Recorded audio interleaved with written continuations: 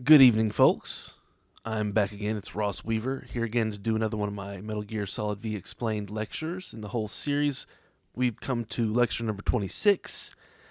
This one's going to be just kind of I'm calling it just a story rundown.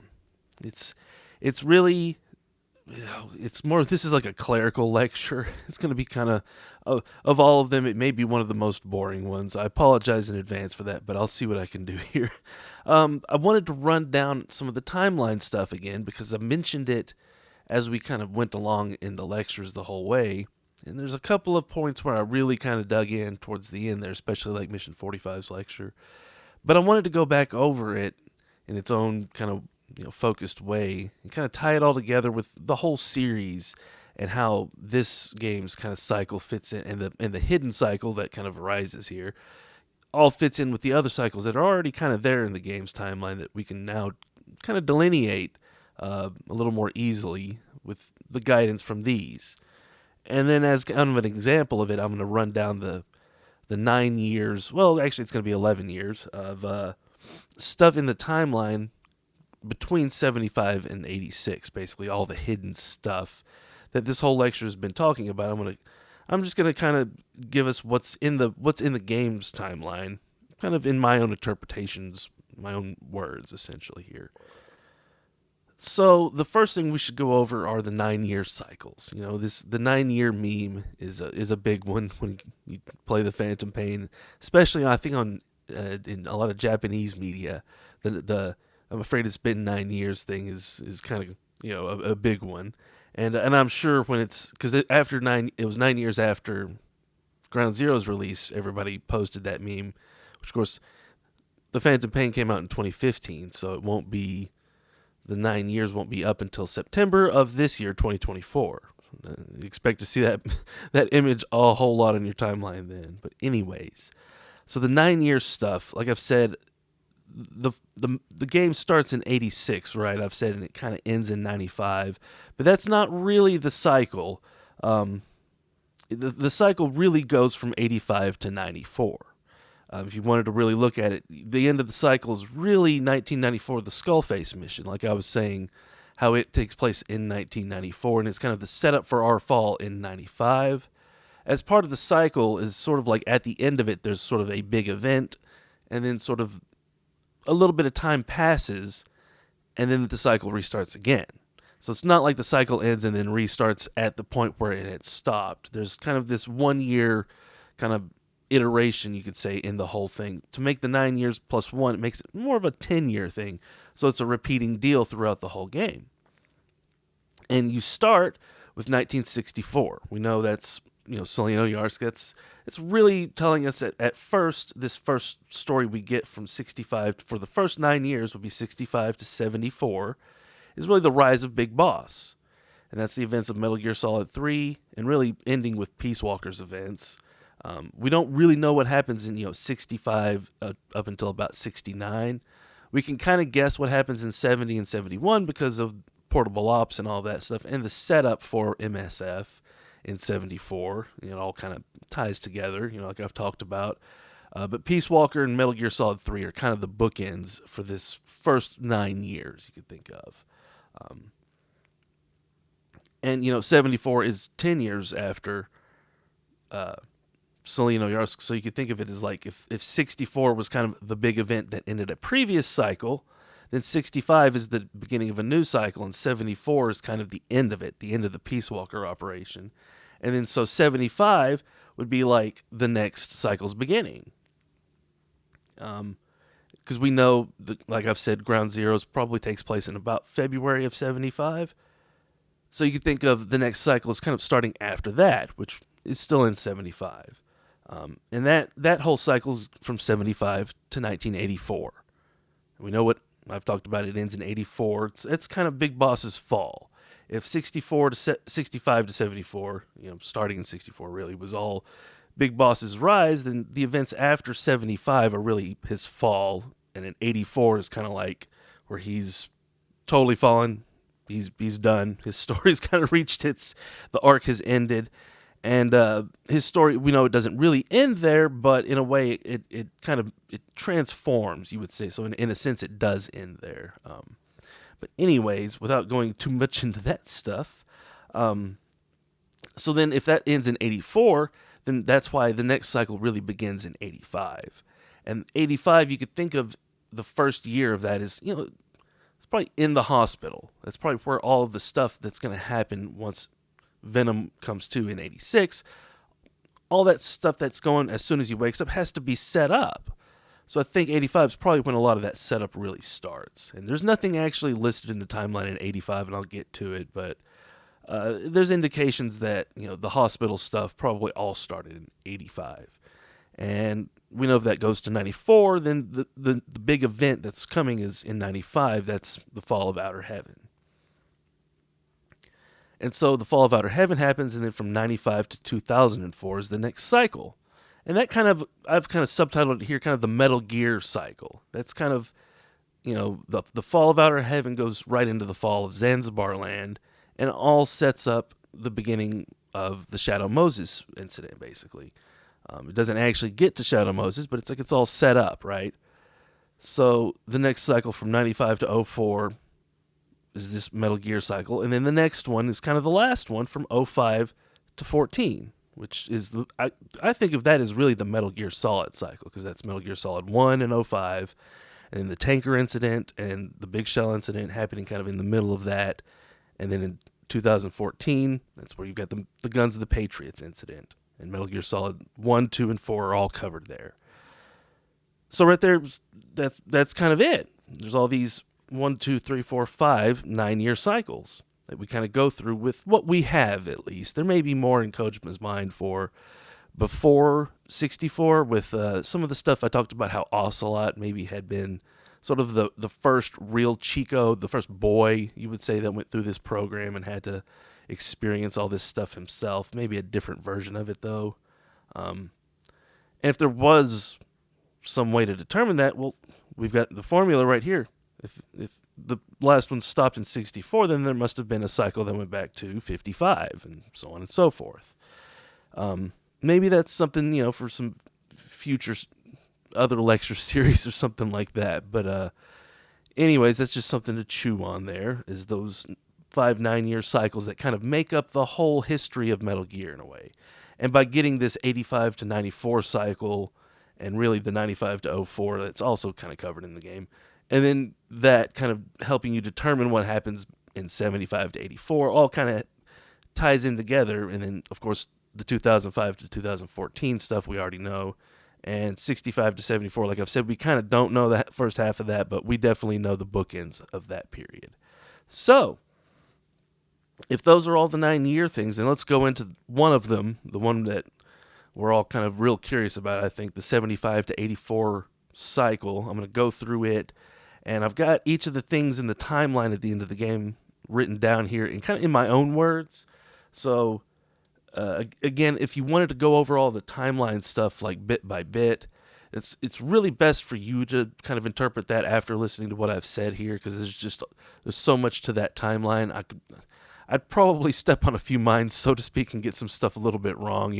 I'm not like 100% confident on every single thing to see, because there's, like I said, there's symbols in this game. Like, so Eli, for example, Eli can refer to like so many different people in this timeline. It's used in a lot of kind of tricky ways, and so I don't want to like tie down explanations of this, right? You got to leave room for interpretation. So with that said, if you want to go back over the timeline, I talked about it quite a bit in the end of the Mission 46 lecture, because I did a little rundown of all the timeline stuff that's there, and kind of explained it all there. So I'm not going to go into explaining all of that again here. If you want to hear all that and you missed that lecture, go back. I believe its lecture was at 22, part 2. So with that said, let's get started. 1975, we know that was Ground Zeroes.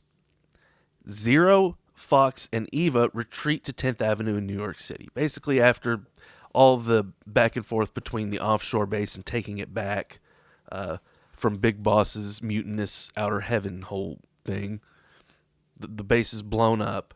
Boss blows up his own base, and Zero and Fox and Eve are the only ones that get away from that, and they retreat. And possibly Quiet gets away too.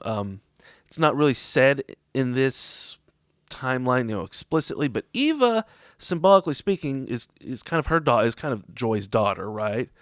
In many ways, Eva literally is kind of interchangeable with the Joy. I think that's kind of a lot of the purpose of, or maybe not her purpose, but like the idea behind the usefulness of her character in a lot of these operations within the universe. She's kind of a stand-in for the Joy. She can kind of, I think, do a lot of the stuff that you might want the Joy to do, but if you can't get the Joy, you can get her. You can get Eva. And so Eva escaping to New York City with Zero and Fox could indicate that Quiet's also there with them, going to New York City. And then, of course, what happens is Big Boss follows them there, launches an attack on the hospital, and the whole hospital scenario plays out. And also, Venom and Quiet, or I should say before that, are also created at the Ground Zeroes incident with the explosion and all that. And I say Big Boss creates them. That doesn't necessarily mean Naked Snake, Jack, created them. Like I've said, it may have been he put the Archaea and the diamond into them that he had created, but perhaps what he was going to plan to do with them in his experiment wasn't going to work.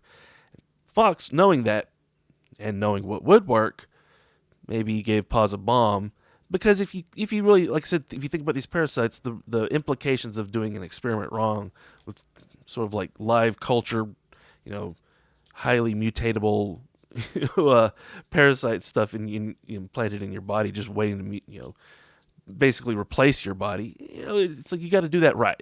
You don't want to have like somebody. You don't want a hack job, essentially. That's how you get some really horrific creatures, I'm sure. And so that's why, again, I've always kind of emphasized that it appears that Fox kind of took a certain amount of control of what happened to Chico and Paz there at the very end of it, and kind of guided their metamorphosis himself with the bombings, timing, and kind of the memetics of how it happened, and kind of making sure it happened for the right reasons. Like I said, and making sure it's done right, correctly, right, so that Chico doesn't become sort of a half man, half transformed into parasite kind of deal. Something like we see in Survive, right? A lot of the ways the parasites are shown to transform humans can be kind of monstrous and kind of they kind of lose their human sides. But as we can kind of tell with Quiet, she didn't quite lose her human side. Let's say too badly. Kaz has that line, I think, all things considered, she looks like pretty good to him or something like that. Anyways, so moving on, 75 is when all that crazy stuff starts, and then in 76 is when the Rhodesia campaign starts.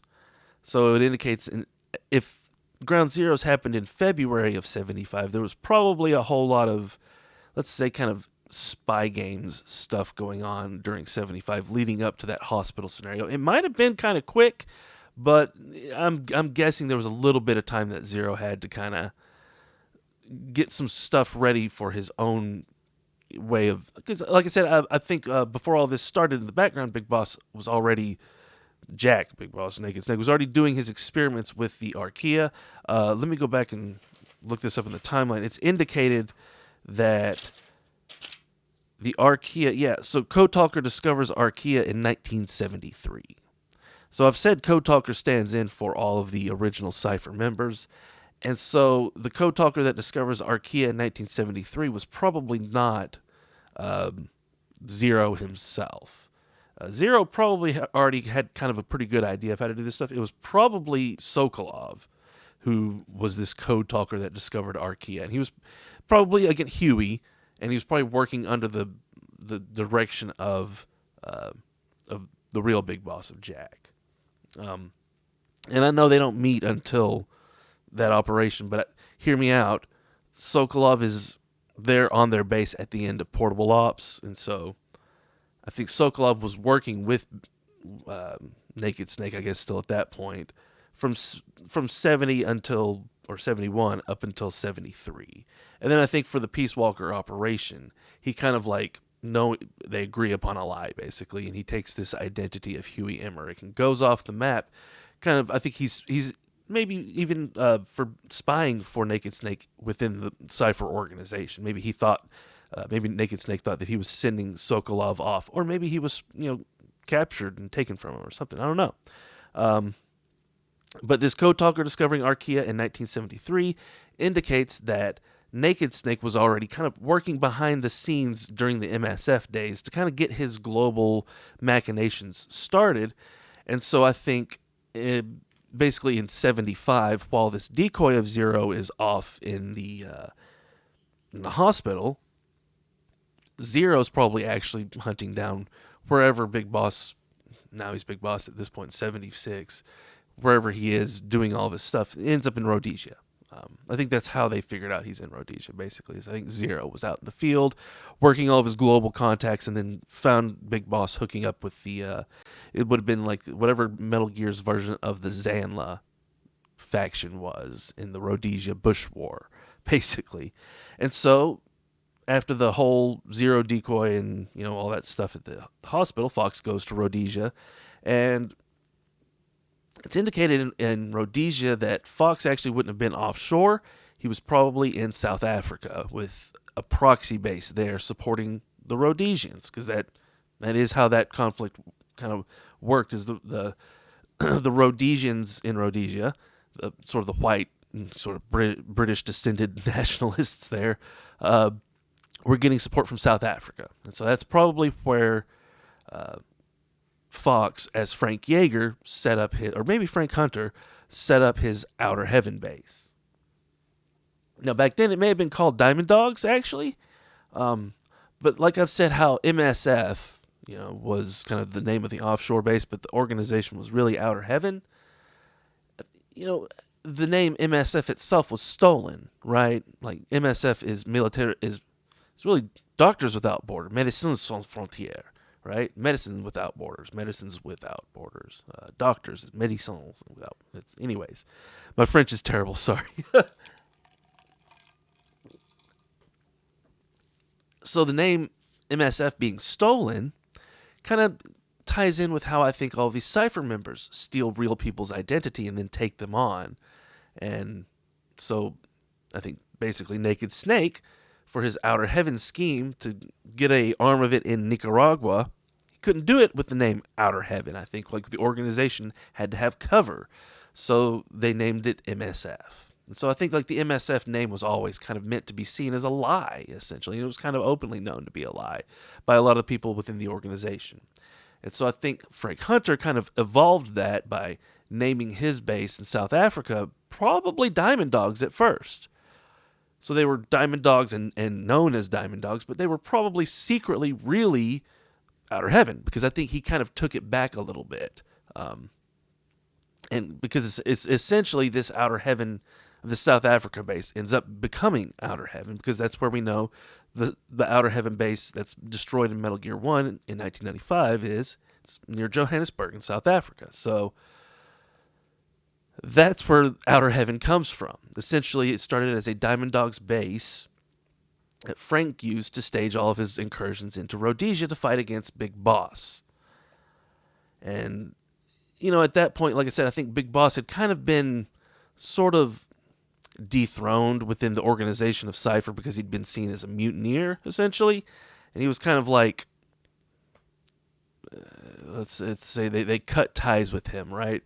And so he was probably, even though he was probably still going by the name Big Boss himself, I think the organization stopped giving him the sort of the benefit of the title of Big Boss, and they gave the Big Boss title to Frank Hunter.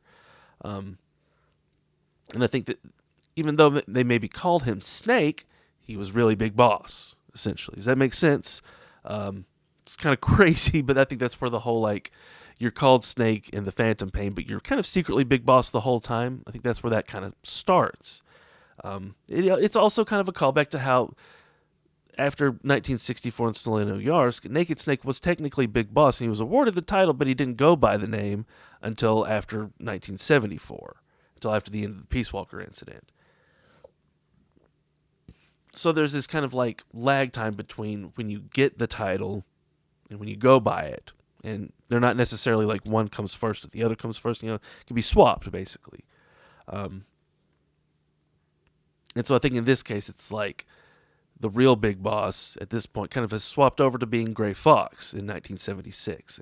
And Naked Snake is just essentially like, he's kind of just a mercenary now. He's kind of seen as not really part of Cypher, I think, because I think Zero essentially like had set it up this way. And it gets into probably, again, there was, like I said, hidden behind the scenes stuff. Like I said, I think Big Boss knew a lot more about what was going on with Cypher than he sort of lets us, the player, know while we're playing Peace Walker. Anyways,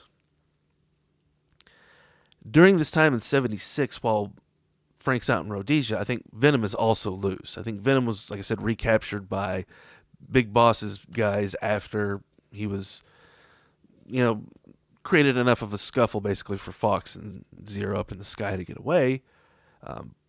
Venom was probably recaptured. Venom, that's really the transformed Chico. I'm just gonna call him Venom for the purposes of this whole thing, so we can distinguish between Fox is really the older guy, right? That's Frank Hunter, and this other guy, Chico, is really Venom. We'll just call him that. So Venom is loose out in the jungle, and he's kind of going through Eli's story that we see him go through while we're kind of in Africa, right? And then in 77, Fox has tracked down Big Boss's lab at Ungumba Industrial Zone, or the symbolic version of that, right? And that's when Venom and Big Boss have their fight, and Venom is beheaded and burned, and Big Boss flees the region. And at that point, Venom's body is probably recovered and taken back in with Fox's side, and I'm guessing they probably had paramedic on their side at this point still. It's indicated that, as Strangelove, she may not have been on the whole mutiny thing. She may have, Strangelove being a cover identity, right? She may have been undercover kind of for Zero, possibly, as Strangelove.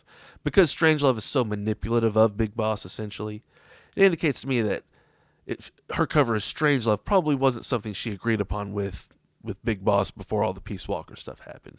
Whereas with Sokolov, maybe not the same case. Although Paramedic is on the portable ops base, at the end of that game. It's real curious. There seems to be kind of this, like I said, there's this weird shadow civil war kind of split between them all.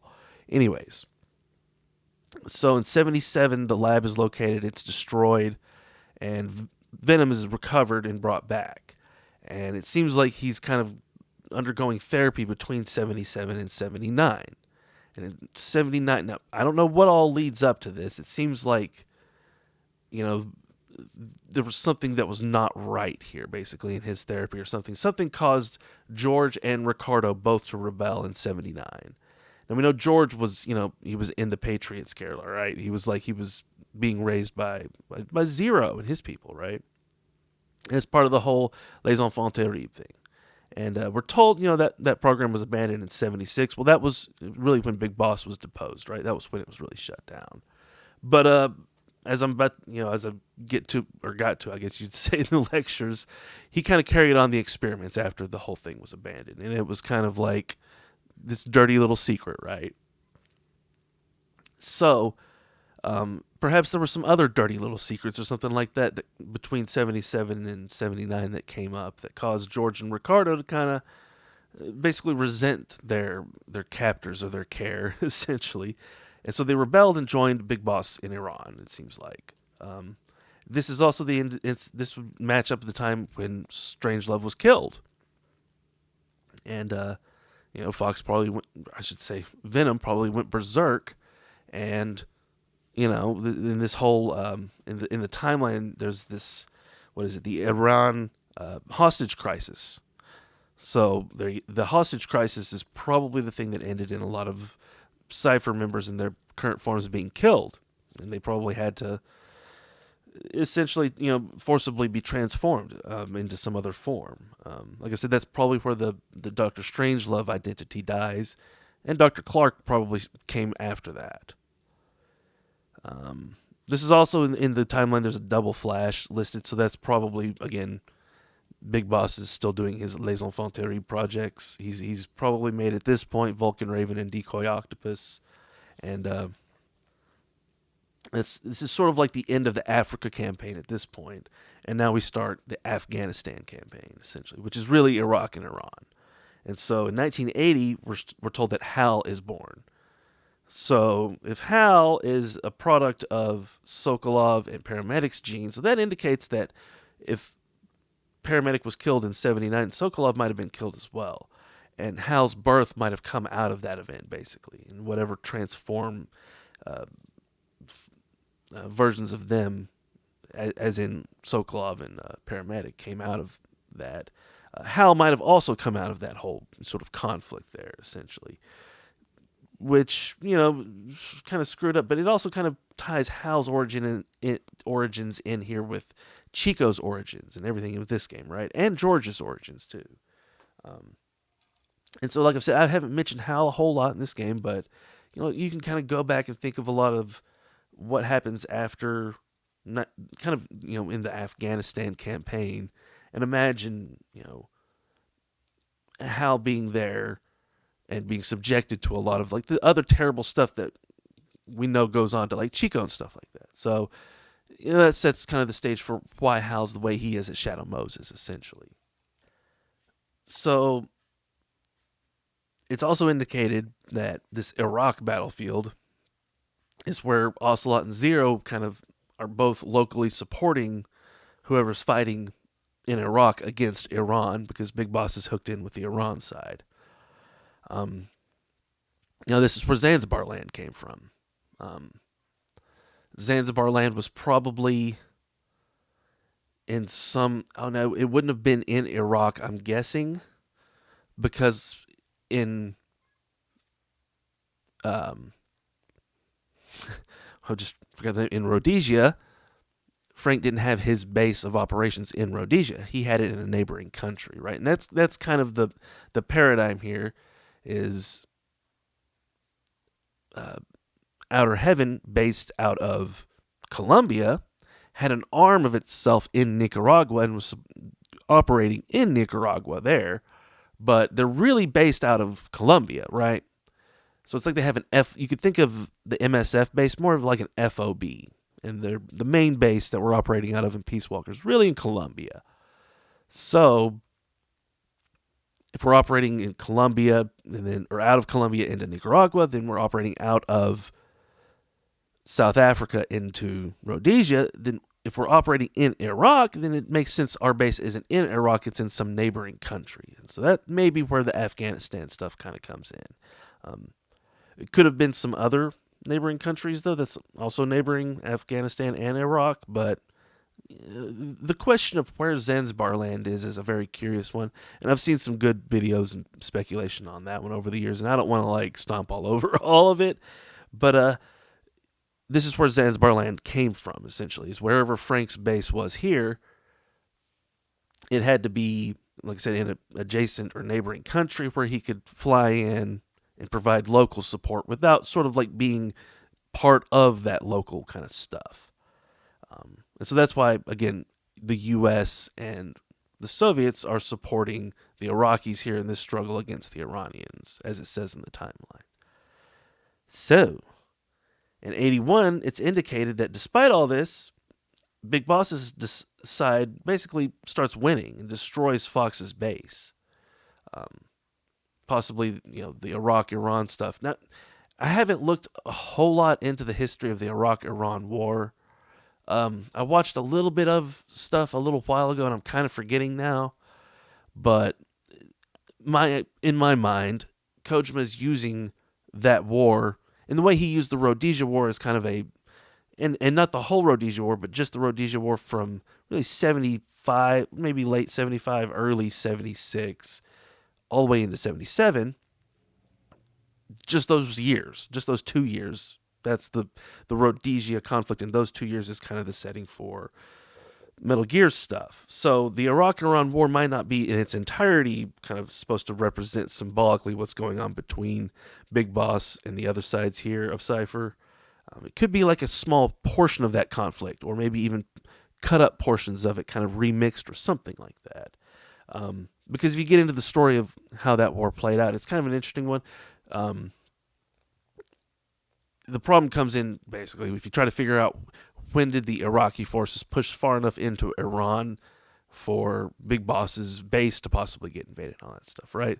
And you just have to get into the history of that stuff, but it's, the Iraqis didn't push very far into Iran, actually, during that war. Most of that war was the Iraqis holding off the Iranians as they were kind of slowly making progress and gaining ground.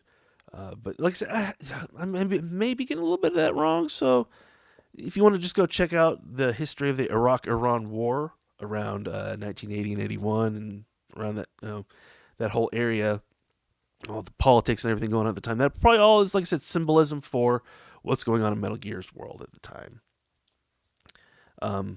But then, okay, yeah, in 83, the invasion force pushes into Iran. That's what I was thinking. It was later on into the war that the Iraqis finally saw some headway.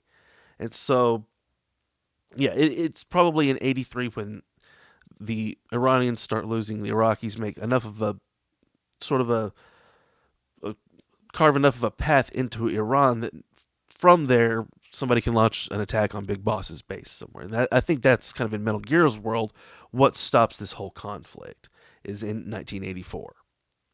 And like I said, in 84 in the timeline, a bunch of stuff happens. But essentially, Fox and Big Boss die to a giant monkey Venom. And Quiet's left there, and she stops him. And he's probably stopped very violently, but he's like I said, not dead. And somehow he's taken back to the island. Now, actually, this thought kind of hit me today.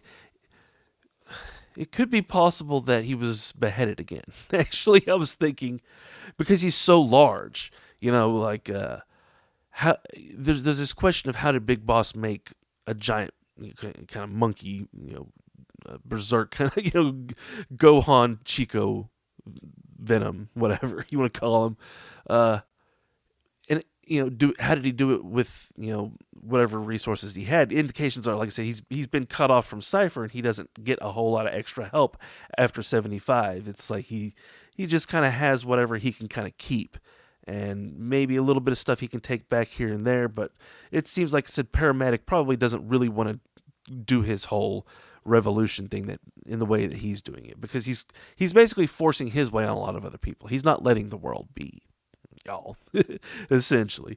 So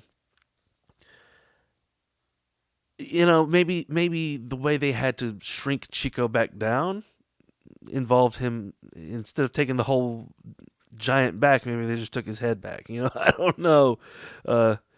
There's something there that maybe that you can figure out yourself, but it's indicated in 84 after he's stopped, he's taken back to the island, to Cyprus essentially, and from there his therapy commences, and then he wakes back up as we play him in the game in 86, and that's when the events of the Phantom Pain commence. So there's our story rundown for just really the 9-year cycle from 75 to 84, and then that little kind of overlap from 85 to 86 into the next cycle. And I've talked about the 9-year cycles, and that's it for this lecture. It's a little bit of a shorter lecture, I know, but I've got a couple more planned here. I've got lecture number 27 ready to go. It's about Kojima's referential method, and just using references and homage to build a story, which is something that a lot of storytellers have done before Kojima. So it's an old tradition. We'll talk a little bit more about that next time. And then I've got another lecture, I believe, planned for 28. Let me see here. Yeah, I had this brief history of Ruse lecture planned. I may or may not do that one. That one may have to wait for another time, because just the more I get to thinking about that one, there's so much to tell, and you don't want to just like brush over it and leave stuff out. That one may take me a while to sort of work up, and that one might be its own sort of like set of lecture, or sort of like small set of lectures. It's something I probably can't tell in one lecture, is basically what I'm getting at, because the Ruse arguably predates 2013. Like, a lot of people say it started in 2013, but there's roots to the Ruse anyways. And let's see here. I've got more plans for other proper theory videos to do later in Metal Gear. But I also wanted to mention too, just here at this point, I may have some some plans to do some stuff for some other games, basically, are coming up. Like I've said, I've gotten into Cyberpunk 2077 a lot, and I've also just recently played Alan Wake 2 and finished that one. And, y'all, I understand that game. Like, I finished it, and I've thought about it for a couple of days, and it all makes perfect sense to me now. And a lot of it uses the same, let's say, memeology, the same memes that I have been talking about in these gosh darn lectures this whole time. It's been kind of a weird experience to release these lectures as I started some months ago, and then Alan Wake 2 came out at the end of the year, and then I didn't play it until just now, and it's like, oh, all this stuff I've been talking about, it's here in Alan Wake. This motherfucker's been plagiarizing from me. So anyways, with that said, I may do like a sort of a theory video on Alan Wake 2 and some of my ideas about that game's plot. But that's like another thing to talk about more in the future. Hope you all have enjoyed this lecture series. Like I said, I think the next one I'm going to do is going to be the last one. It kind of feels right to end this series on 27 lectures. I got to think 28 doesn't quite feel right. 27, that's a better number. So, with that said, hope you all have enjoyed. Have a nice night. Peace.